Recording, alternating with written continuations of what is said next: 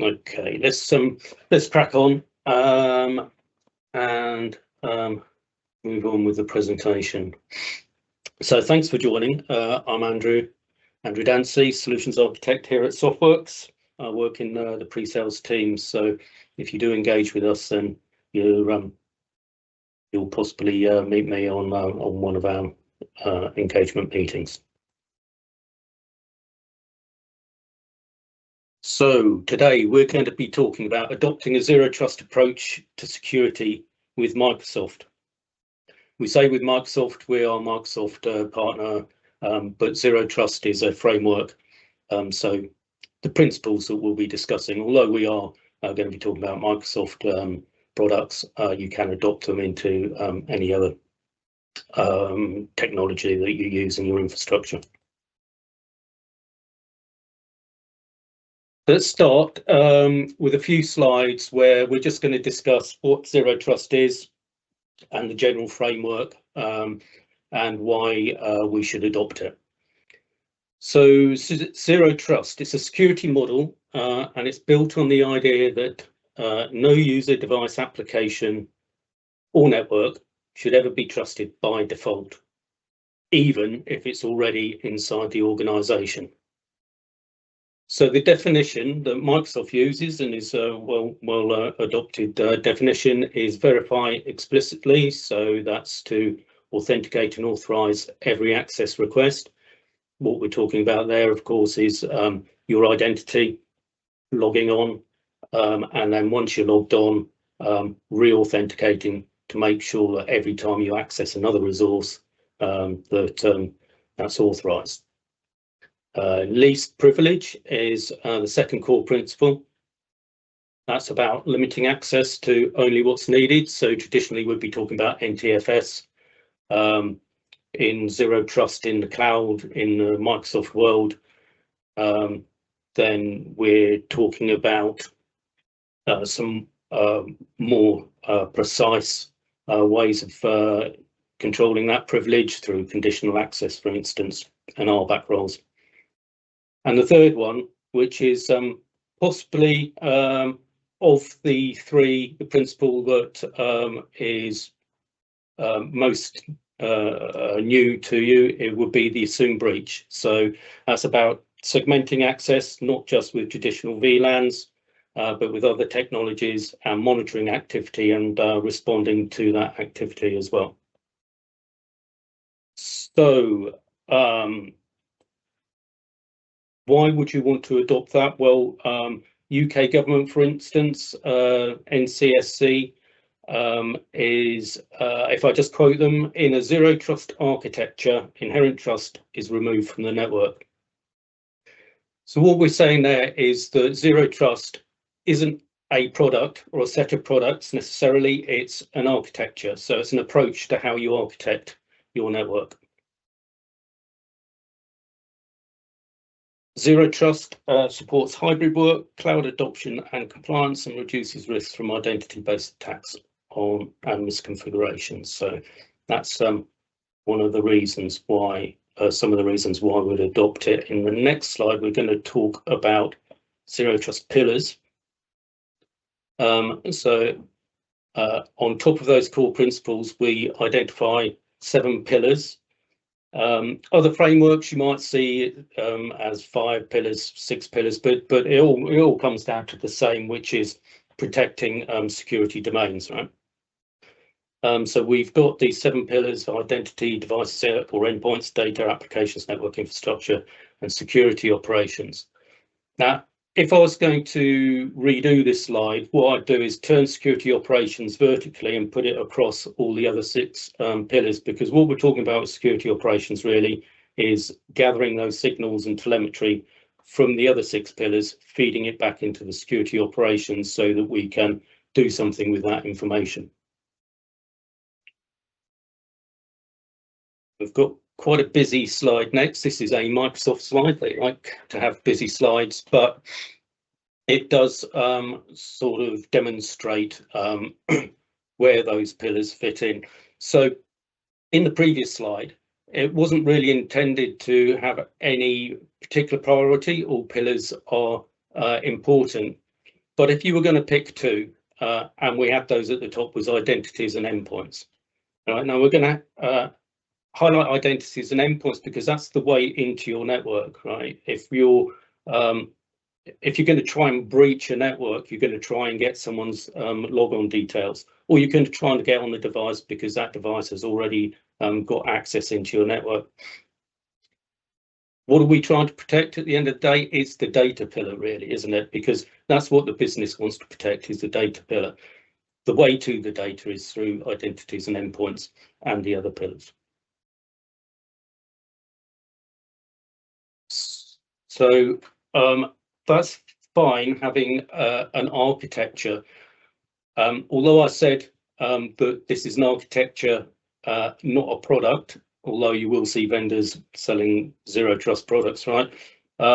Microsoft layers on top of this its solutions to protect all of these different components within that architecture. So with identities, we'll be having a look at Microsoft Entra ID, Entra ID governance and Defender for Identity, endpoints. That's protected with Intune and Defender for Endpoint. All of that really relies on Entra conditional access in the zero trust policy. So the identities and endpoints, they feed into zero trust policies. Throughout all of this diagram, you'll see feedback all the time of telemetry back into threat protection and policy optimization. What does that do? Well, that informs the security operations.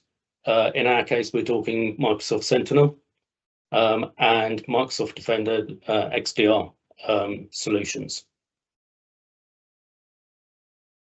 So it's fine having a framework and having solutions, but the business is going to want to know what the reason for it is. So just to highlight some positive outcomes here, I've highlighted 10. There are many more, I'm sure, that you could identify for yourselves, but we want to, and really, I could have just had one positive outcome here, and it's protection of data, right? That's what we want to do, is protect the data.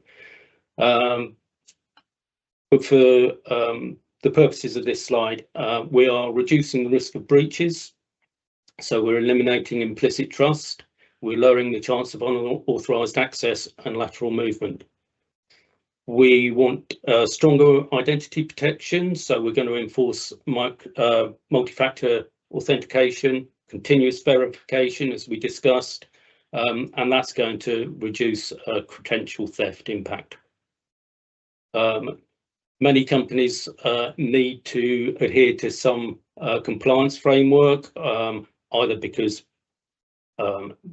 that's what they want to do, but just as likely winning contracts is going to be based on the fact that you can comply to certain compliance frameworks, or they are mandated, such as NIS2, GDPR, ISO 27001, and increasingly we will see in the UK NC, SC, CAF. We get enhanced visibility when we put zero trust architecture into our environment. We provide granular monitoring of users, devices and applications, and that gives us better threat detection. We're looking to minimize the attack surface. So micro-segmentations, we discussed earlier, least privilege, we're going to limit the exposure of critical assets. Better remote work security. Now, this is an interesting one because this is about secure access without VPN. Right, traditionally we'll have a VPN. It's just going to go into the network and open up the network as if you're on the LAN, right? What we're talking about with zero trust is that we're going to introduce more controls to that access so that you can only get to the areas that you need to get to and no others. And private access is what we're talking there, really in product terms.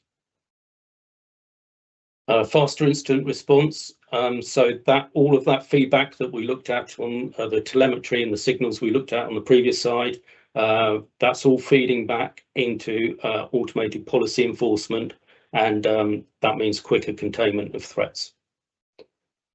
The Zero Trust architecture supports secure adoption of SaaS, IaaS, and PaaS. You've already got your security controls in place. You're going to use SSO and multi-factor authentication into those SaaS solutions that you bring on board. Reduction of impact of insider threats. This is one that I'm seeing more and more from our customers, is a concern about insider threats. So what we're talking about there is either malicious or non-malicious, but a good example is levers. What data have they exfiltrated in the past couple of weeks after they've handed in their notice, before they've handed in their notice, and what are they exfiltrating up to the date of their leave date? And also increased business agility, because you've simplified your security architecture, you've got it in place, so you can you've got policies and procedures, you can onboard users, devices and applications faster. So the next few slides, we will have a look at the pillars just quickly and some examples of where Microsoft fits in. I didn't say, but by all means, there is a Q&A option on the presentation. Please stick any questions in there as you wish. I may not come to them till the end of the presentation, but if I see them pop up, then I will answer them as we go. So let's have a look at the identity pillar. So these are just some examples. This isn't a comprehensive list, but we can see we've got conditional access policy here. What are we doing there? Well, the purpose and impact is strong authentication and session control. Conditional access policy is probably one of the first things that you need to strengthen and get correct with Zero Trust. Microsoft have templates within conditional access. I don't know if you're aware of those, but when you go in to set up conditional access, up on the top bar, there's templates tab, and there's a set of conditional access policies specifically for Zero Trust. Phishing resistant auth. I'm a real fan of phishing resistant auth. I use it myself, not because it's mandated, but because I find it's a better user experience than traditional multi-factor authentication. It's quicker and easier. And what we're talking about there is FIDO, so security keys, right, UB keys and such, but also pass keys that you can use on your iPhone and Android. Windows Hello for Business complies with phishing resistant authentication, and then there's certificate based authentication if you want to go down that route, although I don't know many customers that have, because it's much more difficult to set up. And what we're talking about there is preventing credential theft. Legacy authentication. This is a good one. Microsoft did announce a retirement of legacy authentication, and then they've rolled back on that. So it's sort of a moving target. But regardless, if we're talking about Zero Trust, you need to get rid of all of that legacy authentication. The main issue I see with customers is with scan to email, for instance, with those multifunction devices and printers. So think about that, because eventually it will go. At the moment, Microsoft have pushed it back, and they're talking about potentially, I think, the end of 20 or sometime in 2027. And new tenants, I think it's December 26. So yeah, something to think about. And then MAM and compliance alignment, while we're talking about mobile devices and personal devices there. So So I spoke about password protection. This is just a quick slide, just to say that, you know, you're going to get inundated with tasks that you're going to have to do to get to zero trust potentially. But some of them are going to be very simple. So I've just picked one of the password protection. It's really simple to set up. As long as you've got Entra P1 or P2, then you get custom banned passwords. What would we put in there? Well, we put Softworks in. We work in Cambridge. We put Cambridge in, maybe the postcode. It's very easy to set up. So, you know, that's one of the quick wins that you can get. Don't forget to enforce it then. It's also, for those of you who use hybrid environments, there is this Active Directory agent as well that you can put on, so you can enforce that on premise as well. Let's have a look at the devices pillar. So BitLocker and FileVault for macOS, protecting the data at rest. I think most of us would probably be doing that already. Minimum OS version block rooted jailbroken devices, compliance, non-compliance remediation, and inventory audit. So mostly what we're talking about is Intune here, right?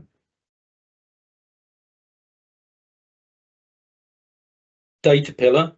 Apart from the RBAC segmentation, most of this is purview. So we want to prevent data leakage with our data loss prevention policies, detect risky behavior with external sharing, whether that's malicious or otherwise.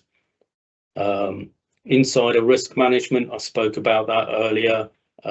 Levers, malicious acts from disgruntled employees, and so on. And then RBAC segmentation. So not many people, I don't think there'll be many people that would have a use for administrative units, but that's very powerful. And RBAC roles as well. And then automated labeling, which requires a sort of an uplift to the purview licensing.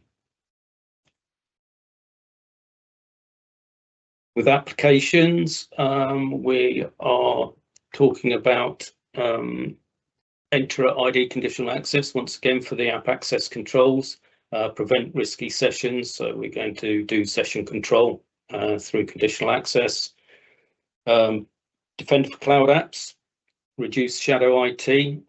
That's a big one. Do you know what your users, applications your users are using? Enforce compliance on that. Monitor and improve OAuth app consents with OAuth governance, preventing malicious or risky app integrations, and so on. And then finally, we're looking at monitoring, which again comes back to Sentinel, so feeding those signals back.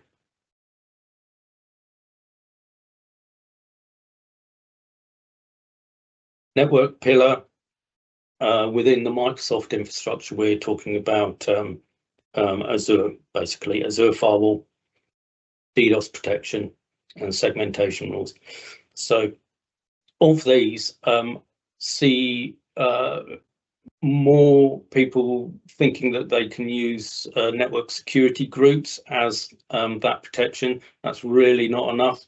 You do need some threat intelligence with the Azure firewall, or there are other products you can use. You don't just need to use Azure firewall. You know, there's all sorts of other firewall products that you in the marketplace you can use, and also DDoS.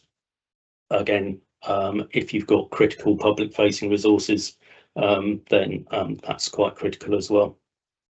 And of course, what we want to do is feedback once again, SIEM integration. And the automated response by using playbooks for rapid incident containment. Infrastructure pillar is Defender for cloud. So example there is just to enable it for all of your subscriptions and configure security policies for VMs. So any time that you put a new virtual machine into your environment, it picks up the same policy. It's got the same security requirements behind it. Similarly for databases, containers, storage. Simplifying your deployment, the configuration you need to do with your deployments. Compliance automation, again, Azure policy, RBAC and monitoring, private link enforcement. So that sort of goes hand in hand with private access, is containing that data within private area. And when we spoke earlier about us needing a new framework because we've moved away from that perimeter defense of having just a on-prem firewall, anti-spam solution and web filtering, I see very much the private link, private access is extending that to sort of a virtual perimeter around your environment. So I think private link and private access is something that a lot of people are going to be looking at this year. And then again, we've got the SIEM export, that security SOC layer, SOC operation going across all the pillars. And then we come to the security operations pillar, which is about Sentinel, configuring Sentinel for instant response automation, playbooks, auto-isolating devices, maybe blocking users, notifications, threat intelligence, creating some custom detection, and SOC reporting. So that was very, very quickly just trying to give you an overview. So the next step is how are we going to deploy this in our environment? So we've got a couple of slides. We'll just have a look at some of the Defender suite first, just to reiterate some of the things we've said. So there's Defender for Identity, Endpoint, Office 365 Cloud Apps and Cloud, and we can see the components there and some of the ways they're going to protect us.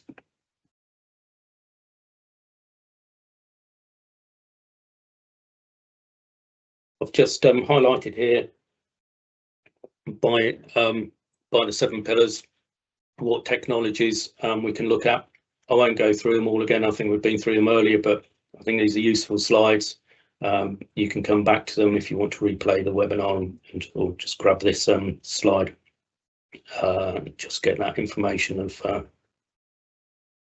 what those technologies help support. And the next 3 slides are really here, so you can review again. And this is more about license requirement. So you can see within the identity that we're saying is really important. P1 is going to give you a good deal of that support to deploy that protection for identity. Similarly with devices, although you know you're going to get extra with P2, extra support with P2, P1 maybe you're not utilizing everything you can, and there are parts of those solutions that can support zero trust for sure. Once we get to EDR and threat protection, then we're looking for Defender for Endpoint P2. And just a bit more with the devices we're built in with BitLocker and File Vault. Data, really with data, we're looking at Purview and we're looking at E5 or the recently announced add-ons that you can get with Business Premium that are really quite reasonably priced, and they'll bring you up into the sort of the E5 type protection with Purview. So that's well worth looking at if you haven't already. And the last slide, Sentinel pay-as-you-go and Azure consumption of private link, and then Defender for Cloud. Not massively expensive. Defender for Cloud, I don't remember exactly. I think it's $5 for Plan 1 and $15 for Plan 2 per workload protected. I mean, something like that. So the best practices. This slide really, if we take the top point and let's just highlight them. So if we have a look at this one, we're mentioning business outcomes. Here we're talking about executive sponsorship. Here we're talking collaboration across IT security and business units. So really, when we're implementing Zero Trust or any other security or IT deployment, really, in my view, it's absolutely essential that we get the buy-in of the business, and that what we're doing is supporting business outcomes. So we need to make that case, and we need to talk to across the business so that they buy in to what we're doing and the reasons behind it. There's inevitably going to be, if you're retrofitting some of this security, there's going to be some user disruption. So we need that buy-in from all the business to support us in that. One of the first things we need to do is assess the current environment and prioritize workloads. So do you know where you are? Do you know where the gaps are within those 7 pillars? Identify those gaps and prioritize them so that you can formulate a roadmap that's going to work and not immediately overload the IT function. And of course, continuously monitor and improve analytics and automation. Again, we're talking about Sentinel there, or your preferred SIEM.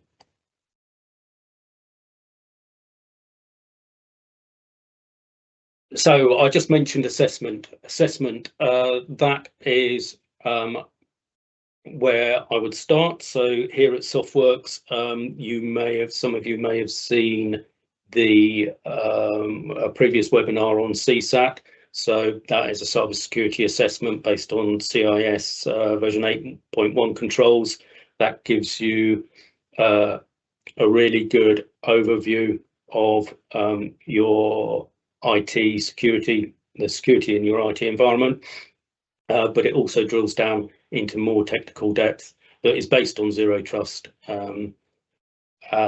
to highlight the areas of your business where you've got gaps in your security.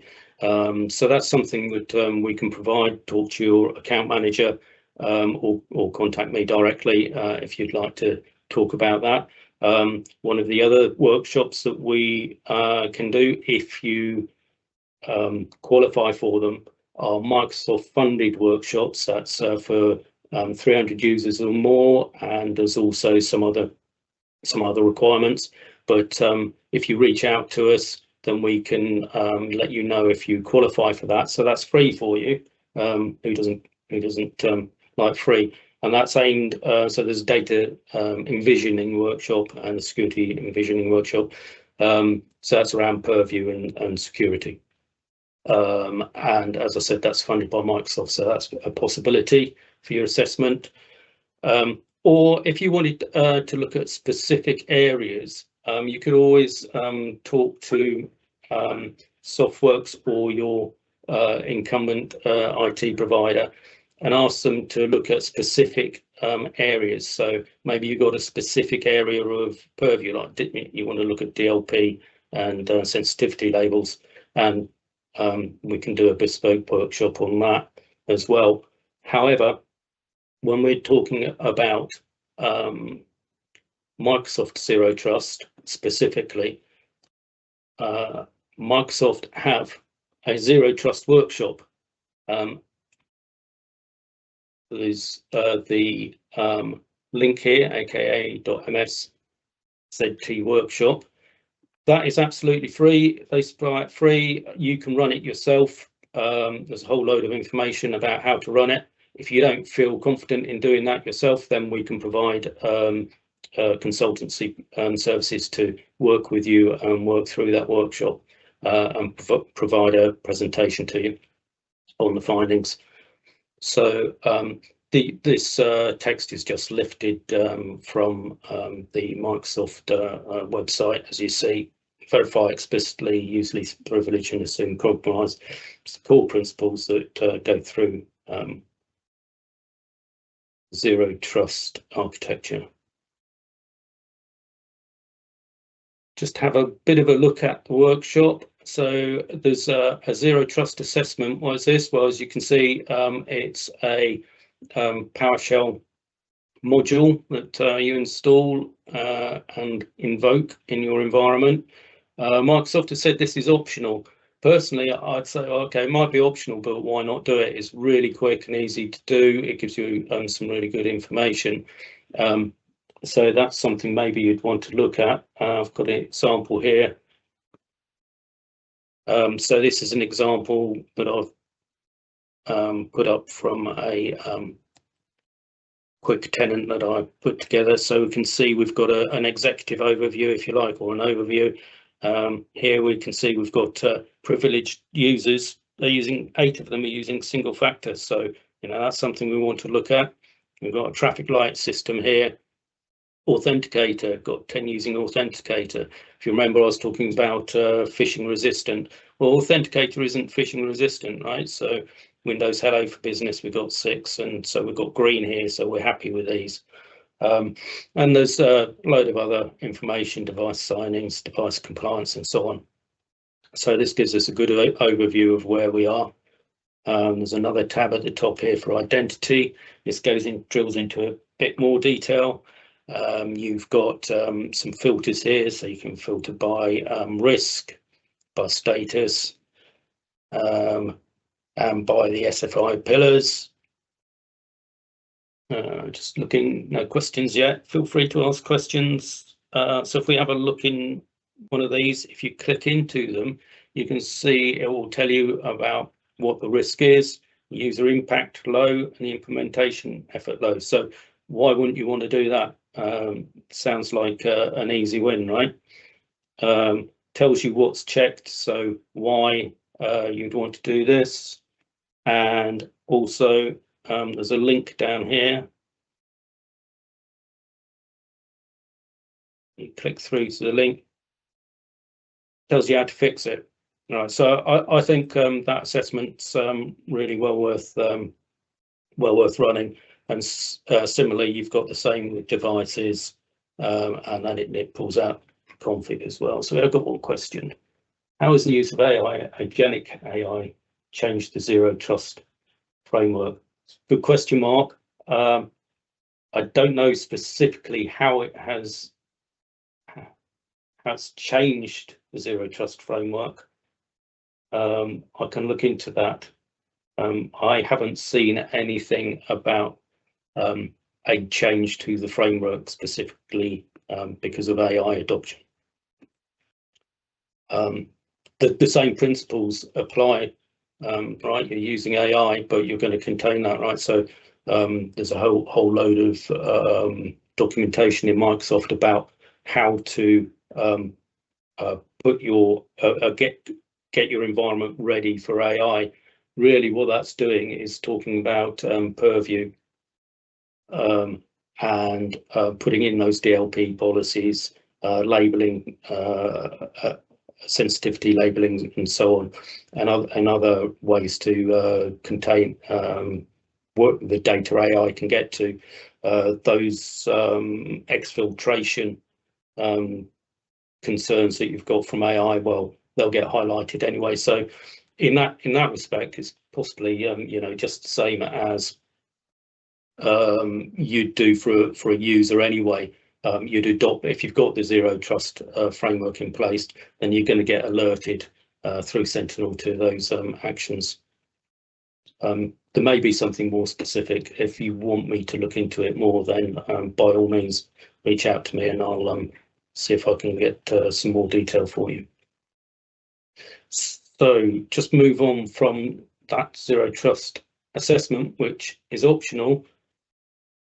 The core of the workshop is the zero trust workshop, and that is focused around spreadsheets, basically.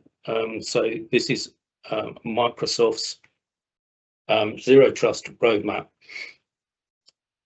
We have a set of columns here with first, then, and next.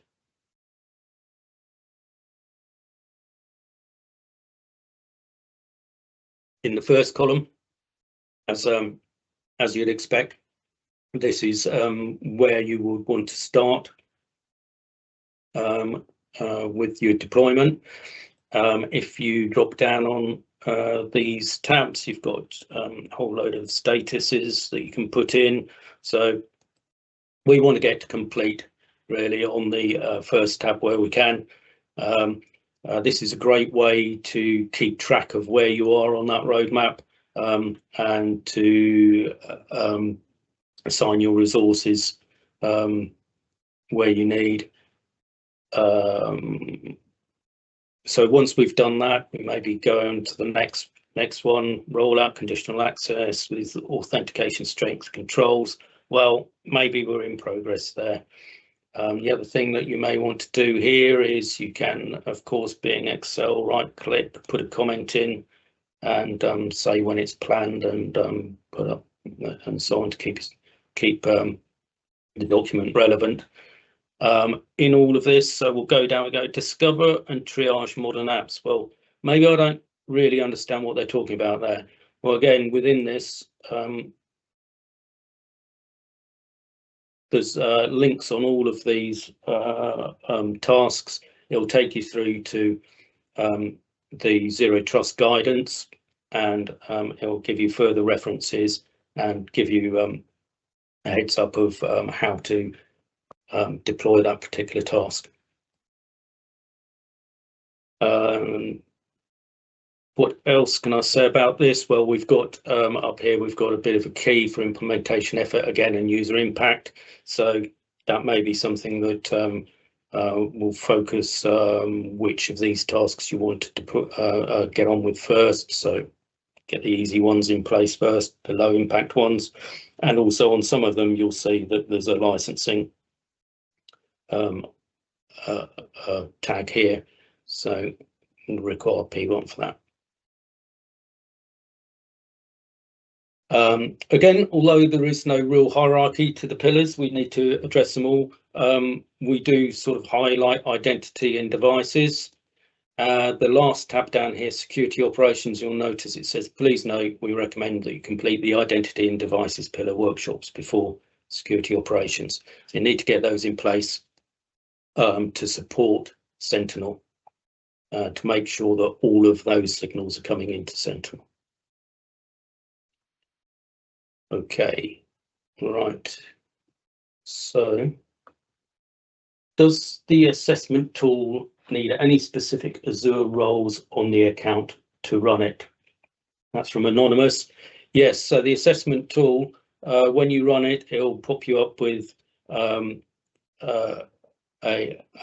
roles requirement. They're all read access, so it needs read access into your environment. It's basically calling a set of graph APIs.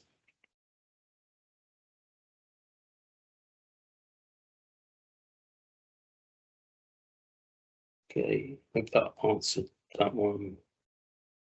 So over to the Q&A. If there's any questions about this, reach out to, if you're a Softworks customer, your account manager, contact me if you like, or follow Softworks and contact us through that method. Thank you all for coming. This presentation will be put up on the Softworks website, so please go back and review some of those slides I went through very quickly. I'll really put them in so that you could review them if they're of interest later down.